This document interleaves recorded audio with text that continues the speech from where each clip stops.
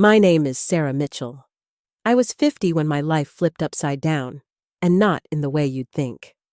After 2 decades as a hotel turnaround specialist, fixing failing resorts from Hawaii to Maine, I got the call that pulled me back to where it all started.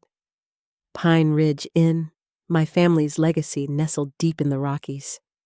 The voice on the other end? My mother, nearly in tears. "Sarah, the inn's not doing well. It's Ryan," she whispered, like she was afraid someone might hear. Ryan, my younger brother by 5 years and the family's golden boy. The last person on earth who should have been managing anything more complicated than a lemonade stand. He'd taken over the inn a year prior when Dad retired, and in just 12 months, it had plummeted from a beloved mountain escape to a glorified ghost town. Occupancy rates were down, staff turnover was through the roof, and the once glowing reviews had turned into horror stories. "They're saying we might have to sell. I didn't know who else to call," she said. Even after years away, I didn't hesitate. I packed up my life in Seattle, left behind a job offer that would have doubled my salary, and moved back to Colorado. Not for Ryan. Not even for my parents. I did it for the inn. For the years I spent folding towels in the laundry room, watching my grandfather polish the banisters by hand, listening to the creak of the lobby stairs. I did it because the Pine Ridge Inn was in my bones. When I arrived, it was worse than I imagined. The place looked like a time capsule from the 90s. Beige carpet with mysterious stains. A lobby that smelled faintly of mildew and desperation. Guests were checking out early, and locals avoided it like a haunted house. The website still had clip art and music that played when you opened it. But the part that cut deepest? Ryan didn't even show up to greet me. He'd left a note on the front desk. "Welcome back. Try not to mess it up. R." Classic. My parents begged me to stay and help. I agreed, with one condition. I'd have full control. No more coddling Ryan. No more deferring to the boy who once tried to install a hot tub on the roof for the views. They agreed, and for a while, I made magic. I poured myself into the Pine Ridge like a woman possessed. Rebuilt the marketing strategy from scratch. Redesigned the rooms with a rustic luxury aesthetic that made our Instagram explode. Hired staff who cared. Trained the old crew to step up their game. In 6 months, we were booked out through winter. Travel blogs were featuring us. Local influencers were tagging us. Revenue was up 300%. Guests were smiling again. And Ryan? He was suspiciously absent. Rumor was he'd taken the profits I was generating and bought a new car, something flashy with gull-wing doors. I didn't ask. I didn't care. As long as he stayed out of my way, I could make this work. But then came the staff meeting. I had prepared a full presentation. Charts, reviews, a video testimonial from a guest who'd cried happy tears in our new honeymoon suite. Instead, my parents opened the meeting with an announcement. "We're promoting Ryan to Chief Operating Officer. He'll be overseeing all high-level decisions." The world stopped spinning for a second. I stared at them, thinking I'd misheard. "What do you mean Ryan will be COO?" I asked, my voice echoing through the newly renovated lobby. Mom gave me that patronizing smile she reserved for children and fools. "Sarah, you're incredible at the details, sweetheart. But Ryan is a natural leader. He sees the big picture." The big picture? The man once tried to turn our wine cellar into a poker den. Ryan strolled in late, coffee in hand, smirking like he'd just won the lottery. "Hey, sis," he said. "Thanks for warming up the place." I should have walked out right then, but I didn't, because I wasn't done yet. After that meeting, something inside me snapped. Not in a fiery, rage-filled way. It was colder than that. A slow freeze of clarity. Like the moment frost bites your skin and you finally feel nothing. I wasn't just being overlooked. I was being erased. The next few days were brutal. Ryan strutted around like a kid who'd been handed the keys to a candy store, issuing orders without any clue how hotels actually worked. He cut complimentary breakfast, our most loved amenity, to save costs. Guests complained, reviews slipped, staff morale tanked. I tried to warn him. I brought receipts, literally, data, charts, surveys. He laughed. "Sis, you're thinking too small," he said. "We're going big. Pool parties, DJs, a rebrand maybe. Let's make it trendy." It was like watching a monkey with a chainsaw redesign a cathedral. Then came the final straw. I walked into the laundry room to find Mia, our head of housekeeping, who'd been with us for over a decade, crying. Ryan had fired her for resistance to change. Her crime? Suggesting we shouldn't switch to cheaper detergent that was giving guests rashes. I stormed into my parents' office, heart pounding, holding the pink slip Mia had just handed me. "This is what he's doing," I said. "He's gutting everything we built, everything I saved." Dad couldn't meet my eyes. Mom sighed. "You need to let him lead, Sara. Give him room to fail. It's part of growth." "Fail?" I echoed. "He's failing us, and you're all okay with that?" "We're a family," she said. "You'll understand when you have your own." It hit me like a punch to the chest. They didn't care what I'd done. Not really. They never had. My success had always been secondary to Ryan's potential. I could triple our revenue and redesign the entire property, but Ryan's gut feeling would still carry more weight. That night, I took a long drive to clear my head. That's when I saw it. The rusted, faded sign on the edge of town. Whispering Pines Lodge, for sale. It stopped me cold. Whispering Pines was our biggest rival back in the day. It had a better view of the mountains and more land, but terrible management. It had shut down last winter after a plumbing disaster wiped out their bookings. I pulled into the overgrown lot and sat there staring at it. The cracked windows, the empty parking lot, the for sale sign swaying gently in the wind. And I realized something. I didn't need to fix my family. I could build something better, something mine. That night, I made 2 phone calls.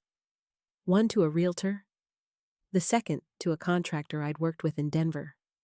Within a week, I'd bought Whispering Pines. 3 weeks later, I stood in the lobby, clipboard in hand, construction crews buzzing around me. The air smelled like sawdust and promise. I wasn't fixing Ryan's mess anymore. I was building something that would leave him in the dust. I named it The Summit, because I wasn't just climbing out of the hole they pushed me into. I was rising above it. And when people saw what I'd built, they'd know exactly what they gave up. From the moment I signed the paperwork on Whispering Pines, it was go time. I didn't look back. I didn't wait for permission. I was on a mission. I knew exactly what I wanted the summit to be. A luxury mountain escape that combined rustic charm with modern elegance. A place where guests wouldn't just stay, they'd remember, and they'd return. Every day started at 6 a.m. and ended sometime past midnight. I met with architects. I reviewed floor plans. I sourced custom furniture, curated local art, picked sustainable materials, and interviewed staff with a single question in mind. Do you love people enough to make their day better, even when yours isn't going great? I was building a family, the kind I didn't have at home, and while I was pouring my soul into the summit, Ryan was turning Pine Ridge into a frat house with beds. He threw influencer weekends where he comped rooms to wannabe TikTok stars in exchange for vague promises of clout. He hosted EDM pool parties that left the place trashed and guests furious. Housekeeping couldn't keep up. Maintenance couldn't repair fast enough. Reviews started mentioning mold, noise complaints, and stolen towels. But none of that slowed him down. He didn't see the cracks. or didn't care. Meanwhile, word of my new project started circulating through town. Some people whispered that I was bitter, that I was trying to take down my own family, that I was just overreacting. But others, the ones who mattered, saw the truth. Former Pine Ridge staff started showing up at the summit, resumes in hand, ready to work for someone who respected them. Local vendors offered deals. Contractors pulled double shifts because they believed in the vision. 6 months in, the summit was ready. Opening night was surreal. The fireplace glowed. Guests sipped cocktails made with mountain herbs. Laughter echoed through the newly renovated lobby. The press showed up. Bloggers wrote glowing previews. A famous travel influencer posted a video that went viral. And standing at the bar, holding a flute of champagne, I saw my parents walk in. Mom wore a brittle smile. Dad looked stunned. Their eyes scanned the packed room, the pristine finishings, the smiling guests. Ryan was nowhere in sight. They found me near the entrance. My mother leaned in and whispered, "You did all this?" I smiled. "Every inch." She blinked, clearly processing it. "You could have helped your brother, Sara. Why compete?" "I did help him," I said quietly, "until you made it clear who mattered more." They didn't argue, because now they could see it. The summit wasn't revenge. It was reality. Pine Ridge had become a cautionary tale, and this was a masterclass. It took less than 2 months after the summit's grand opening for Pine Ridge to start falling apart. And not quietly. The guest reviews turned brutal.